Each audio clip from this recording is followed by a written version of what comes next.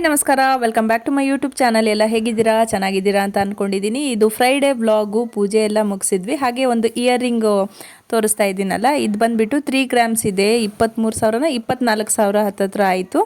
ಹಾಗೆ ಮುಂದ್ಗಡೆಯಿಂದ ನೋಡಿದ್ರೆ ಜುಮ್ಕಿ ಥರ ಕಾಣಿಸುತ್ತೆ. ಯೂಶ್ವಲಿ ನಾವು ರೆಡಿ ಮೇಡ್ ತೊಗೊಳ್ಳೋದಿಲ್ಲ, ಹಾಕ್ತೀವಿ ಡಿಸೈನ್ ಎಲ್ಲ ಕೊಟ್ಟು. ಇವಾಗ ಅರ್ಜೆಂಟ್ ಇತ್ತು ಅಂತ ಹೇಳಿ ನಾನು ನಮ್ಮ ಅಕ್ಕ ಸೇರಿ ಇಯರಿಂಗ್ನ ತೊಗೊಂಡ್ವಿ ಗಿಫ್ಟ್ ಪರ್ಪಸ್ಸಿಗೆ. ಹಾಗೆ ಇವತ್ತು ಮೆಂತೆ ಮುದ್ದೆ ರೆಸಿಪಿನ ನಿಮ್ಮ ಜೊತೆ ಶೇರ್ ಮಾಡ್ಕೋತಾ ಇದ್ದೀನಿ. ಅರ್ಧ kg ಅಷ್ಟು ಗೋಧಿನ ಡ್ರೈ ರೋಸ್ಟ್ ಮಾಡ್ಕೋತಾ ಇದ್ದೀನಿ ಇಲ್ಲಿ. ಅವರು ಮಾಡ್ತಾರೆ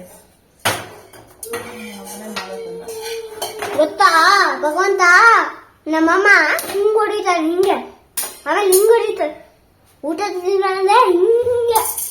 ಮೋಸ್ಟ್ ಆಫ್ ದ ಟೈಮ್ ನಾನು ಮಕ್ಕಳಿಲ್ಲದೆ ಇದ್ದಾಗಲೇ ಜಾಸ್ತಿ ವಿಡಿಯೋ ಶೂಟ್ ಮಾಡ್ಕೊಳ್ಳೋದು. ಇವಾಗ ಬಿಸಿಲಲ್ಲಿ ಒಣಗಿಸಿದ್ದೆ ಇದನ್ನೆಲ್ಲ, ಅದಕ್ಕೆ ಡಿಸ್ಟರ್ಬ್ ಮಾಡ್ತಾ ಇದ್ದಾರೆ. ಅರ್ಧ kg ನಾನು ಉದ್ದಿನ ಕಾಳನ್ನ ಕೂಡ ಡ್ರೈ ರೋಸ್ಟ್ ಮಾಡ್ಕೊಂಡಿದ್ದೀನಿ. ಹಾಗೆ ಅರ್ಧ kg ಅಷ್ಟು ಹೆಸರು ಕಾಳನ್ನ ಕೂಡ ಡ್ರೈ ರೋಸ್ಟ್ ಮಾಡ್ಕೋತಾ ಇದ್ದೀನಿ. ಎಲ್ಲ ಸೇಮ್ ಕ್ವಾಂಟಿಟಿಯಲ್ಲಿ ಇರಬೇಕು. ಮತ್ತು ಇಲ್ಲಿ ಮೆಂತೆ ತೊಗೊಂಡಿದ್ದೀನಿ, ಇದು ಅರ್ಧ kg ಅಷ್ಟು ತೊಗೊಂಡಿದ್ದೀನಿ. ಕಹಿ ಅಂತ ಅನಿಸಿದ್ರೆ ನೀವು ಒಂದು ಸ್ವಲ್ಪ ಕಡಿಮೆನೇ ಹಾಕ್ಬೋದು. ಪೌಡರ್ ಚಲ್ಲಿದ್ದಾರೆ, ಮೇಲ್ಗಡೆ ಊಟ ಬಂದ್ರೆ ಏನು ಮಾಡಿದ್ದಾರೆ, ಈ ಕಡೆ ಚಲ್ಲಿದ್ದಾರೆ. ನೀನೇನ್ ಮಾಡ್ತಿದ್ದೆ ಅಲ್ಲಿವರೆಗೂ? ನನ್ನ ಮಕ್ಕಳೇ ರಾತ್ರಿ ಆಯ್ತು. ಆ್ಯಕ್ಚುಲಿ ಇವತ್ತು ಈವ್ನಿಂಗು ನಾನು ವಿಡಿಯೋ ಶೂಟ್ ಮಾಡ್ತಾ ಇದ್ದೀನಿ. ಇಬ್ಬರು ಮಕ್ಕಳನ್ನ ಇಟ್ಕೊಂಡು ವಿಡಿಯೋ ಶೂಟ್ ಮಾಡೋದೇ ಬೇಡ ಅನ್ನಂಗೆ ಆಗುತ್ತೆ. ಹಾಗೆಯೇ ರೆಡ್ ರೈಸು ಆರೋಗ್ಯಕ್ಕೆ ತುಂಬ ಒಳ್ಳೇದಂತ ರೆಡ್ ರೈಸ್ ತೊಗೊಂಡಿದ್ದೀನಿ. ನೀವು ಬೇಕಿದ್ರೆ ಯಾವ ರೈಸ್ ಬೇಕಿದ್ರೂ ಯೂಸ್ ಮಾಡ್ಬೋದು. ಇದ್ದರೆ ರೆಡ್ ರೈಸೇ ಯೂಸ್ ಮಾಡಿ ಈ ಮುದ್ದೆಗೆ. ಆಮೇಲೆ 2 ಚಮಚ ಆಗೋಷ್ಟು ನಾನು ಸೋಂಪು ತೊಗೊಂಡಿದ್ದೀನಿ. ಬಿದ್ದರೆ ಒಣಶುಂಠಿ ಕೂಡ ಯೂಸ್ ಮಾಡ್ಬೋದು. ಒಣಶುಂಠಿ ಸಿಗಲಿಲ್ಲ ನನಗೆ.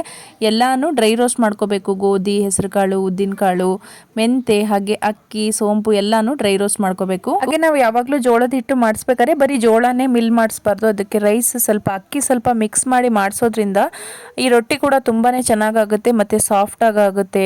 ನೀವು ಕೂಡ ಈ ಟಿಪ್ನ ಫಾಲೋ ಮಾಡಿ. ಮತ್ತು ತುಂಬ ಜನಕ್ಕೆ ಬಾಣಂತಿಯರಿದ್ದಾಗ ಈ ಥರ ಮೆಂತೆ ಮುದ್ದೆ ಮಲೆನಾಡು ಕಡೆ ಕೊಡೋದದು ಸಹಜನೇ. ಎಲ್ಲರೂ ಮನೆಯಲ್ಲಿ ಯೂಶ್ವಲಿ ಮಾಡ್ತಾರೆ. ಈ ಥರನೂ ಮಾಡ್ತಾರೆ ಮತ್ತು ಗಂಜಿ ಟೈಪು ಕೂಡ ಮಾಡ್ತಾರೆ ಬೀಸೋಗಲ್ಲಲ್ಲಿ. ಈ ಶಕ್ತಿಹೀನತೆ ಆಗಿದ್ರೆ ಅಥವಾ ಬೋನ್ ಫ್ರ್ಯಾಕ್ಚರು ಅಥವಾ ಚಿಕ್ಕ ಮಕ್ಕಳು ಏನಾದರೂ ವೆಯ್ಟ್ ಗೇನ್ ಆಗಬೇಕು, ಆ ಥರ ಮದುವೆ ಗಿದ್ವೆ ಇದ್ದಾಗೆಲ್ಲ ವೆಯ್ಟ್ ಗೇನ್ ಆಗಬೇಕಂತ ಅಂದರೆ ಈ ರೆಸಿಪಿನ ಖಂಡಿತ ಟ್ರೈ ಮಾಡಿ. ದಪ್ಪ ಆಗಲ್ಲ ಅನ್ನೋರು ಕೂಡ ಇದನ್ನು ತಿಂದರೆ ದಪ್ಪ ಆಗ್ತಾರೆ. ತುಪ್ಪ ಮತ್ತು ಬೆಲ್ಲ ಎಲ್ಲ ಸೇರಿಸಿ ಮಾಡೋದ್ರಿಂದ ತುಂಬ ರುಚಿಯಾಗಿ ಕೂಡ ಇರುತ್ತೆ. ಯಾರು ವೆಯ್ಟ್ ಗೇನ್ ಆಗಲ್ಲ ಅಂತ ತುಂಬ ಕಷ್ಟಪಡ್ತಿರ್ತೀರ ಅವಾಗೆಲ್ಲ ಈ ರೆಸಿಪಿನ ಖಂಡಿತ ಟ್ರೈ ಮಾಡಿ. ಖಂಡಿತ ವೆಯ್ಟ್ ಗೇನ್ ಆಗ್ತಾರೆ.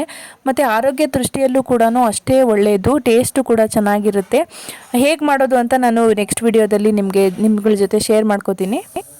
ಫ್ರೈಡೇಸ್ ಸ್ವಲ್ಪ ಕೆಲಸ ಜಾಸ್ತಿನೇ ಇರುತ್ತೆ. ಪೇಷನ್ಸು ಸಂಜೆ ಆಗ್ತಾ ಕಡಿಮೆ ಆಗ್ತಾ ಹೋಗುತ್ತೆ. ನನಗೂ ಅಡುಗೆ ಮಾಡೋದಕ್ಕೆ ಅಷ್ಟೊಂದು ಮೂಡಿರಲಿಲ್ಲ. ಹಾಗೆ ಹಸ್ಬೆಂಡ್ ಹೇಳಿದ್ರು, ಇವ್ರ ಹಸ್ಬೆಂಡ್ ಏನಂತ ಅಂದರೆ ಎಲ್ಲಾದರೂ ಹೊಸದಾಗಿ ಹೋಟೆಲ್ ಏನಾದರೂ ಓಪನ್ ಆದರೆ ತುಂಬ ಅಲ್ಲಿ ಟ್ರೈ ಮಾಡೋಕ್ಕೆ, ಎಕ್ಸ್ಪ್ಲೋರ್ ಮಾಡೋದಕ್ಕೆ ಟ್ರೈ ಮಾಡ್ತಾ ಇರ್ತಾರೆ. ಇಷ್ಟ ಆಗುತ್ತೆ ಅವರಿಗೆಲ್ಲ ಹೊರಗಡೆ ಹೋಗಿ ಹೊಸದಾಗಿ ಹೋಟೆಲ್ ಓಪನ್ ಆದಾಗ ತಿನ್ನೋದಕ್ಕೆ.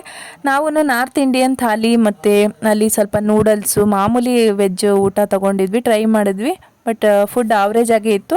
ವಿಡಿಯೋ ಇಷ್ಟ ಆದರೆ ಲೈಕ್ ಮಾಡಿ, ಶೇರ್ ಮಾಡಿ, ಸಬ್ಸ್ಕ್ರೈಬ್ ಮಾಡಿ. Thank you.